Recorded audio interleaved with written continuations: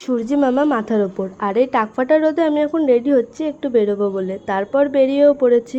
না না, আমি একা না, আমার সাথে আমার সখীও ছিল। অনেকদিন পরে দুজনে একটু বেরিয়েছি শপিং করতে যাব বলে। শপিং কথাটা শুনলে মনে হয় না অনেক কিছু কিনবো, একদমই না।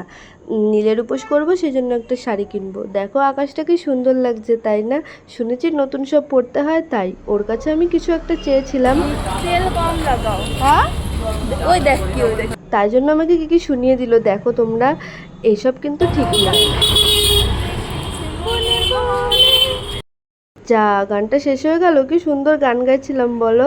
তারপর শাড়ির দোকানে চলে এসেছি, দুজনে শাড়ি নেওয়া হয়ে গেছে। ভেবেছিলাম সেম কিনবো, কিন্তু পাইনি। তারপরে দুজনে পিঙ্কই নিয়েছি, কিন্তু একটু আলাদা। কেনাকাটার পরে নাইটির দোকানে গেলাম। এই দোকানের নাইটিগুলো বেশ সুন্দর, তার মধ্যে ইয়েলোটা কি ভালো লাগছিল না, সিম্পলের মধ্যে। তারপরে ও দুটো নাইটি নিল, সেখান থেকে একটা আমাকে গিফট করেছে, এই নেভি ব্লুটা। এটা কিন্তু আমার বেশ পছন্দ হয়েছে। থ্যাংক ইউ বান্ধবী। কিন্তু এই নেভি ব্লুটা আমি নিইনি, কারণ এই কালারগুলো না যেরকম রং ওঠে সেরকম রোদে দিলে কেমন ফ্যাকাশে কালার হয়ে যায়। এবার কিন্তু আমাদের শপিং কমপ্লিট। বাড়ি যাওয়ার পথে একটু লস্যি খাই। আরও টুকিটাকি কেনা হয়েছে, সেগুলো ভিডিও করা হয়নি।